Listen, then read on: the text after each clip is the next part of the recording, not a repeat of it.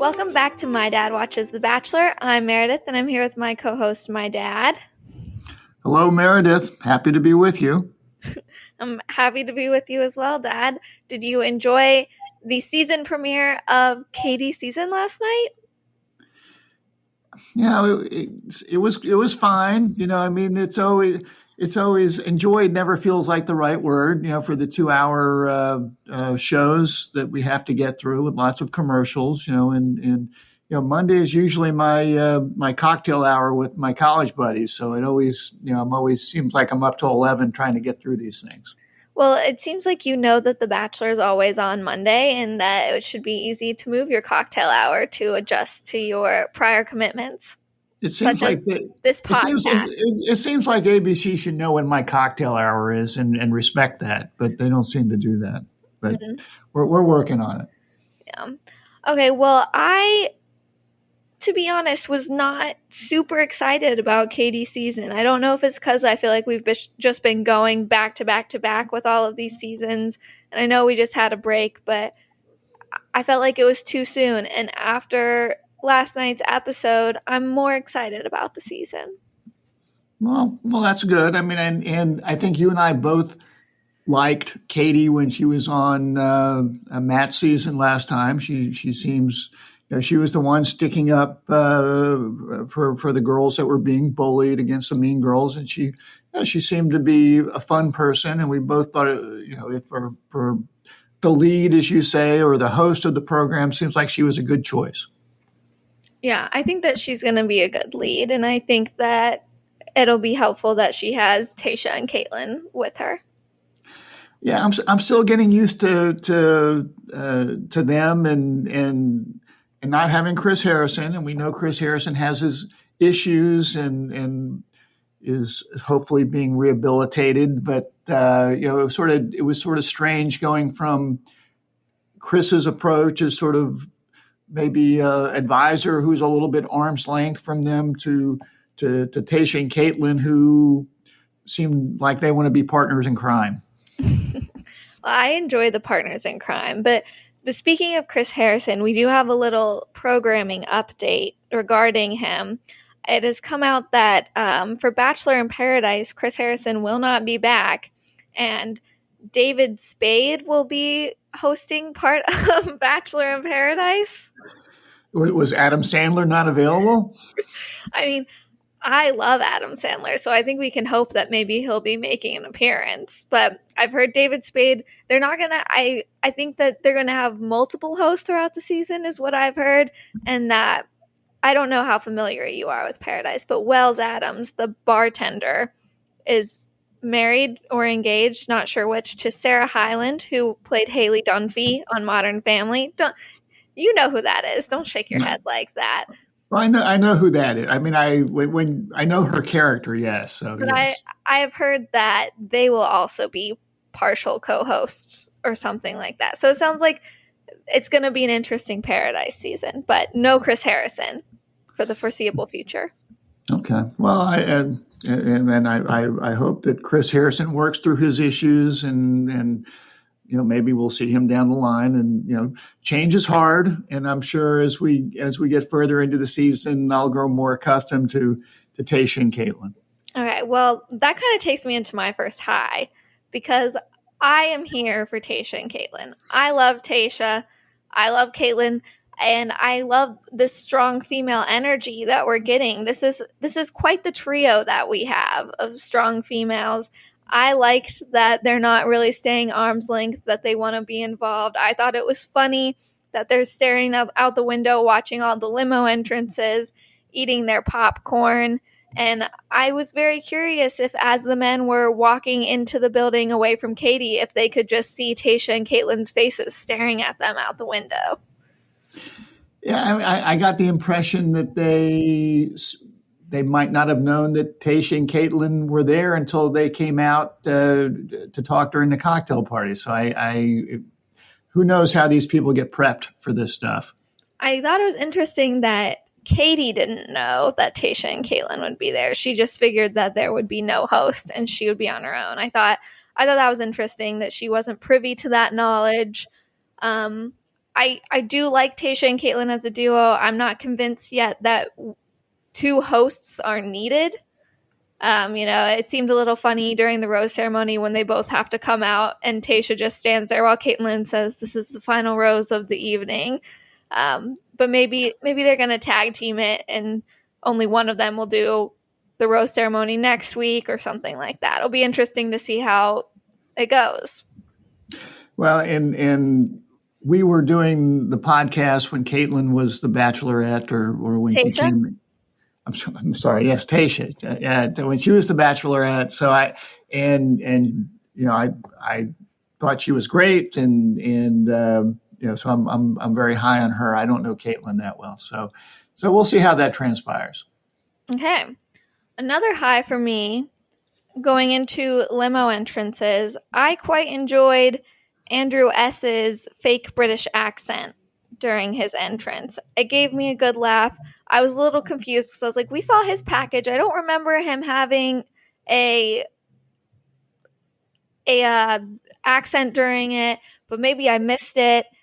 And Katie could tell it was fake, and then I liked how that little banter continued throughout the night as they had their conversation. I thought that was a good entrance. I actually had that as a highlight as well, and I was also proud of myself that he was an American football player, because I had this conversation, at least with the mom. I don't know if I had it with you about, was he a football, soccer player, or was he an American football player? And watching the beginning of the show, it became very apparent that he was an American football player. Yeah, we discussed that last episode, and I think we established that we thought it would be football, not soccer, which is much less impressive when you're playing in Austria.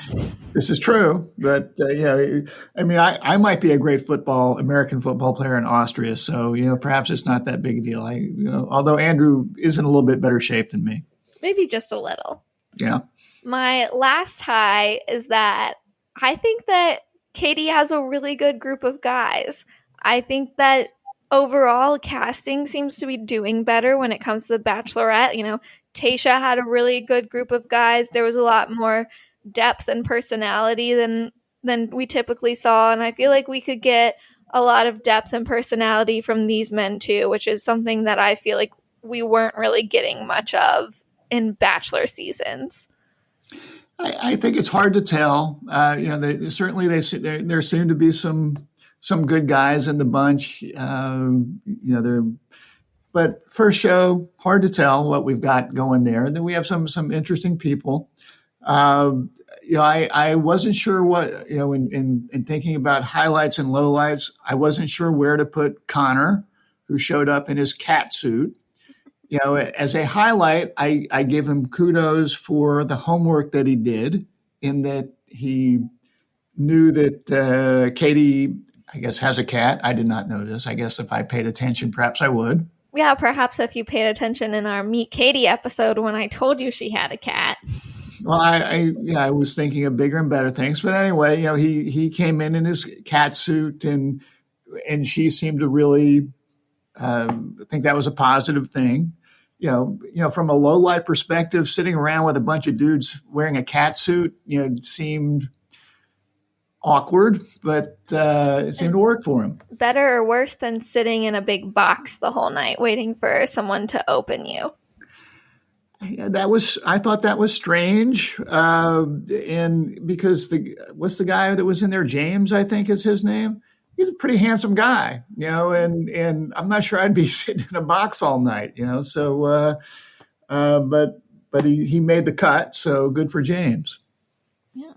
Did you have any other highs? Well, I thought that it was sort of a high that Greg, the shy guy, got the first rose. I thought that was very nice of Katie, and she seemed to appreciate sincere people that were being themselves, and wasn't going for people that were beating their chest or just trying too hard to make that first impression. So I thought that was nice. I thought that was a highlight. Yeah, I'm a big Greg fan. I'll discuss him further down, but big Greg girl over here. Okay, those are all my highs. Okay, so lows.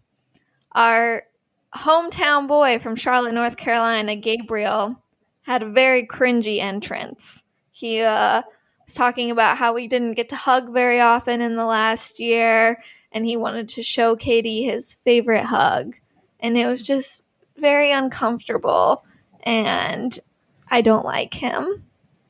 I think I put him down as my choice for villain. We both did. Well, that's right, we both did. So yeah, I wasn't a big fan of his either. So I can see that being a low light. And my other little light, I don't even remember who did this because there was just too many men last night. But at one point in the night, a guy pulled out his bag of rocks to show Katie, and he was showing, like, had a little velvet drawstring bag, and it's like, oh, there's this rock and this rock. I didn't like that either. I don't think that showing a girl your rock collection on the first date is the way to win her over. My experience was always to say, save your rock collection for the third date, and then you're in like Flint. You see what I did there? Halfway. Okay. So a few lows that I thought were there. Number one, both in the teaser and the coming on future episodes, lots of men crying, and have a little bit of dignity. I guess this could be a theme that I might revert to during our season, and this is a terribly unfair and awful thing to say, which is going to get me in trouble with the mom. For some reason, it doesn't bother me as much when the girls are crying as when the men are crying. I don't know. Maybe it's my old school dad thing. And I say that as the guy that, when I'm watching Field of Dreams and Kevin Costner is throwing a baseball with his father, I might have a tear or two coming down, but come on, guys, you need to hold it together. Well, So I don't know that movie, but I quite enjoy when men cry. And I don't know if it's just because I like to see them weak, or I like when a woman can make a man cry, but I'm all here for this. okay. Another low light for me, a little too much on the sexual puns. We had a whole, all sorts of things going on, from stroking to Sandy the blow-up doll. This show starts at 8:00. What about the kids? What about the kids out there? We need to tone it down a little bit. I don't think the kids are going to understand most of those references, so it's okay. But I would like to note that 2 out of my top 4, which for those of you who aren't good at math, that's 50%. 50% of my top 4 came in with sexual pun entrances. I had Christian saying, let's rub one out together with his genie lamp, and Justin talking about stroking it out with his paintbrush. So I don't know what that says about my taste in men, but it's just something I observed. Yeah, let's save that for another conversation. Couple of other points. I think it was somebody was going nutty on Cody. I think it was Aaron. I think that's who it was. Do we have any idea what was going on there? So I put this as my wrong reason. I literally had no idea what was going on. I thought that maybe my TV glitched. We missed a scene in editing or something. But all of a sudden, I knew it was Cody. I didn't know who the other guy was. They're yelling at each other and saying, and in some big argument.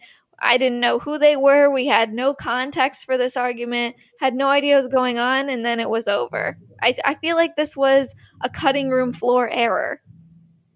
Yeah, it seemed like that guy was trying to be the villain, and perhaps will be the villain. And I thought it was Aaron, but I don't know, and I don't even know if there's an Aaron on the show. But anyway, I think his name started with an A, so that was strange. My last low light is I really was I didn't like the way they brought in the first impression Rose. It looked like it was a masked mobster coming in, all dressed in black, with this Rose who didn't say a word, just left the rose on the table. And to me, it almost felt threatening, like someone was going to be killed, and I guess I hope that they handled that a little bit differently. Maybe one of the ladies could bring in a rose and say, here is the rose. I don't know, but I didn't like that.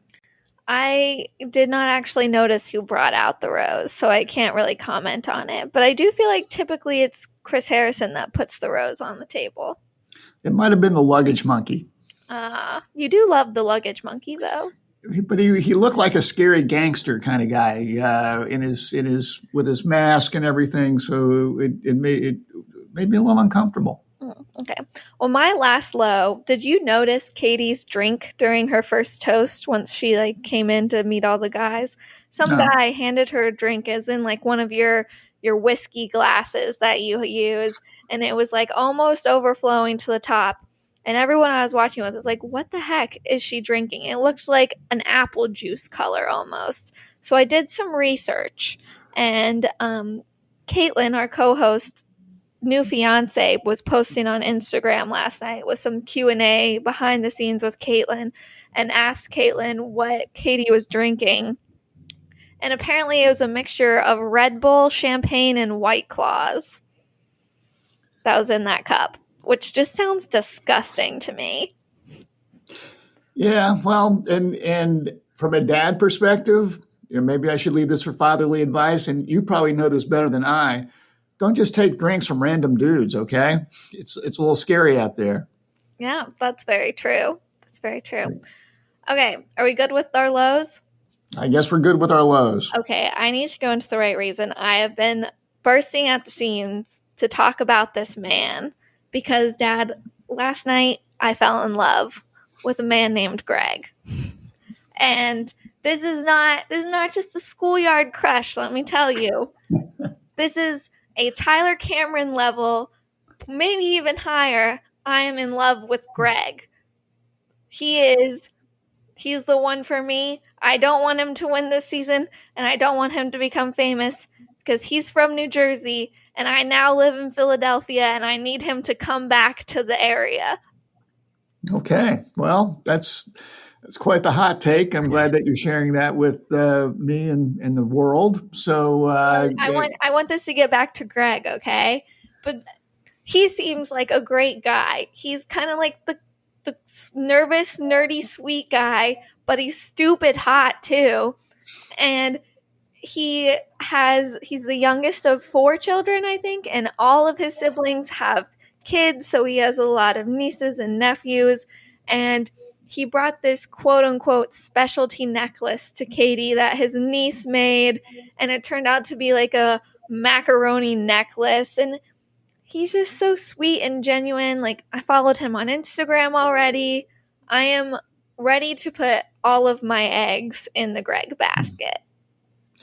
Well, unfortunately for you, Katie gave him a rose, so he seems pretty high up in the pecking order right now. So, I'm glad that you and Katie both seem to have good taste, as far as we know, in the way that you're looking at men. He seemed like a very nice, sort of shy guy, handsome guy. So, that type of person, looks like he would be someone that the parents could support you if you date a person like that. So good luck with that. Are you listening, Greg? My dad approves of you.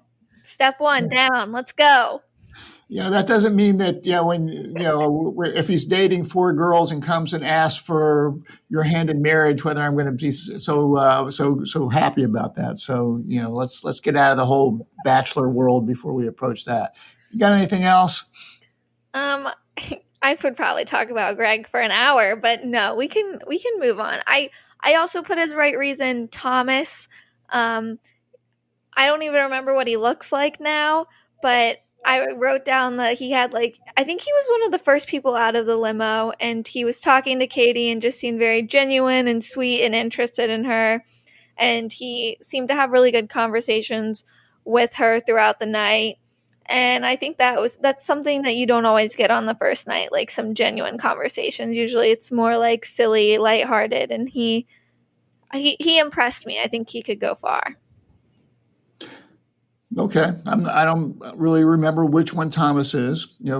For right reason, I put down Katie just the way she seemed really working hard to try to put the guys at ease that were nervous, and she really seemed to be making an effort just to connect with people and keep things cool and a lot of them seemed to be admitting that they were nervous, more than I'm used to seeing. And I'm sure everyone's nervous when they're there on the first night, at least until they get a couple drinks in them.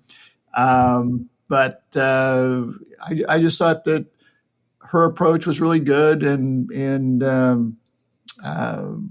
I just appreciated how she seemed to be going out of her way to uh, connect and keep these nervous guys, keep them stable. I can get behind that. I think that Katie did a good job last night. Yeah, yeah. So, wrong reasons.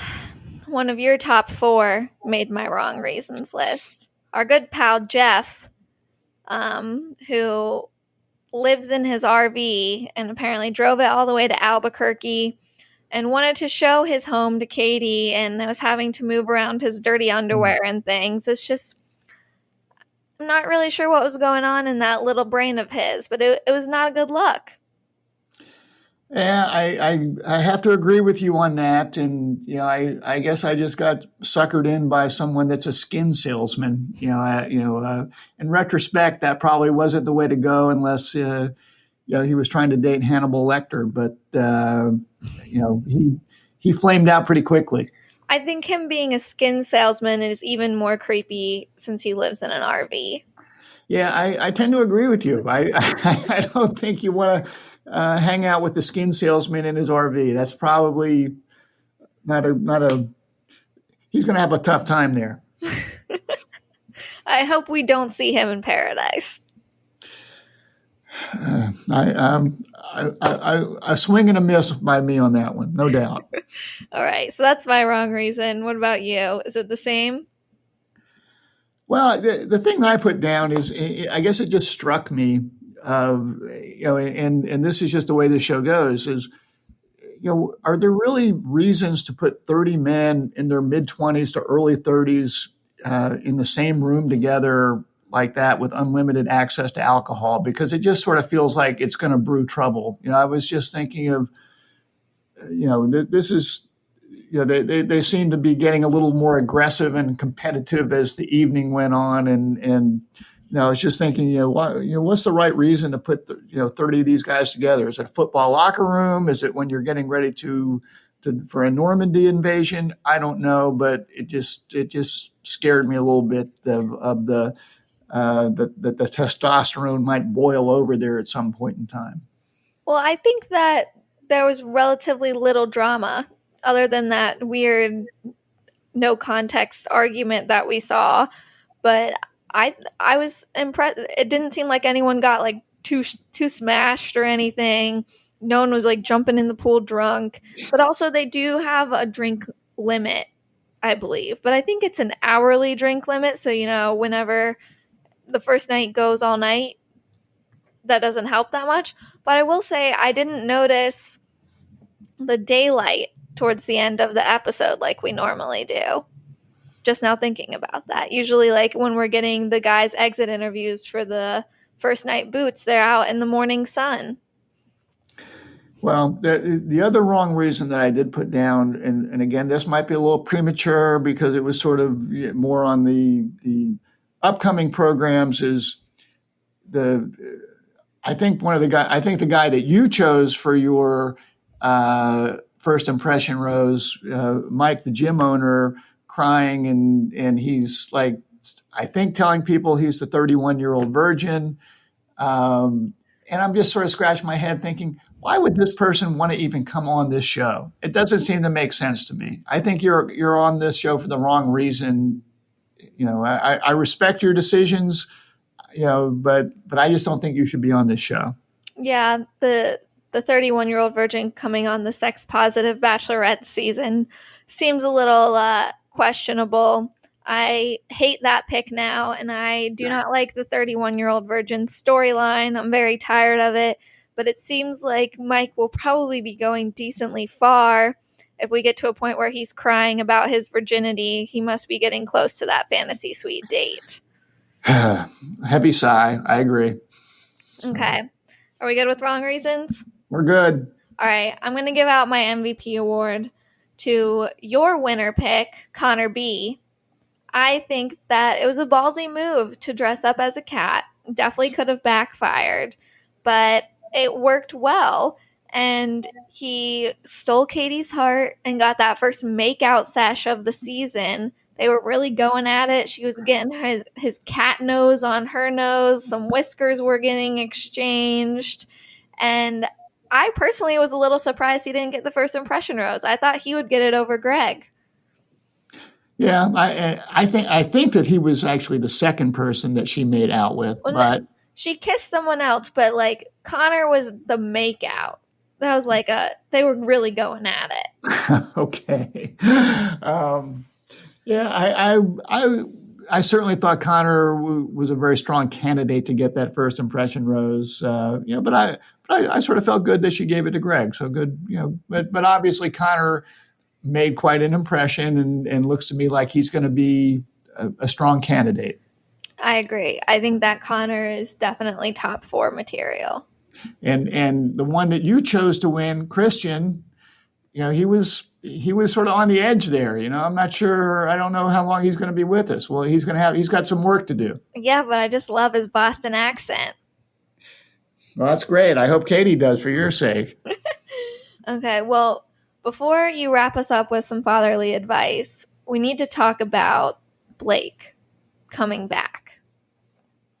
So I couldn't remember his name. I certainly recognized him when he showed up. So yes. So I'm trying to remember what I can about Blake.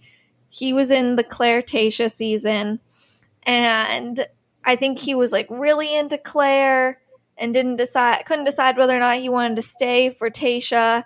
Ended up staying, being really into Tayshia, and now he's really into Katie.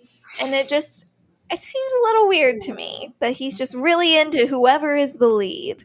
And I wasn't a huge Blake fan on Claire and Tayshia's season, so I'm not thrilled to see him back.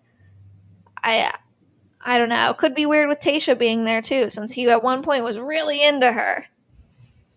Yeah, I think I sort of liked Blake when he was on the season before, so I'm sort of amused by it. Again, I don't know what you have to do to get invited back. I don't know if if he's just stalking these people or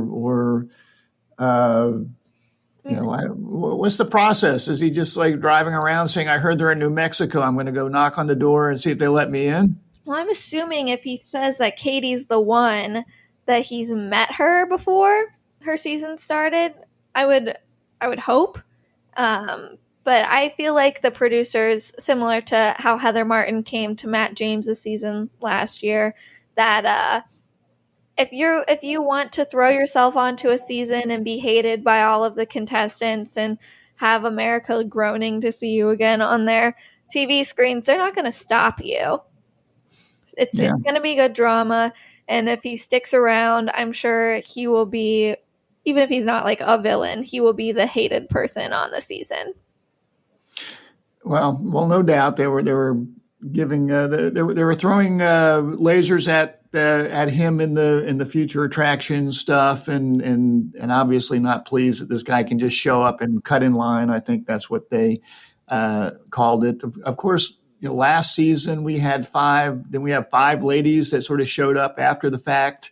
Not even counting Heather Martin, that they just sort of brought in 5 new ladies at some point. Michelle, and Michelle was one of them, and she went she got to the finals, and will be a host next go around. So who knows if there are other surprises that they're not even sharing with us at this point in time. Yeah, that's true. So. All right, you want to take us home with some fatherly advice? So a couple things I noticed. Number one, sort of going back to your new beau, Greg. He seemed very sincere. Advised me, be yourself. You don't have to be the over the top guy. just be yourself with somebody, because that's ultimately going to be what your relationship is about. And then something that Katie said that really resonated with me that I thought was important. She said, "Lead with humor," and that's gonna win her heart. So, if somebody can make you smile, someone can make you laugh. I think those are really important parts of a long-lasting relationship. So take that into account as you are talking to Greg or whomever it is that you might meet up there above the Mason-Dixon line. Hopefully it's Greg. Hopefully it's Greg. You have to wait a while on that one, sweetheart. He's worth the wait. Well, I think that wraps up our first episode of Katie's season. So join us next time to hear about the first dates of Katie's season from the right reasons and my dad.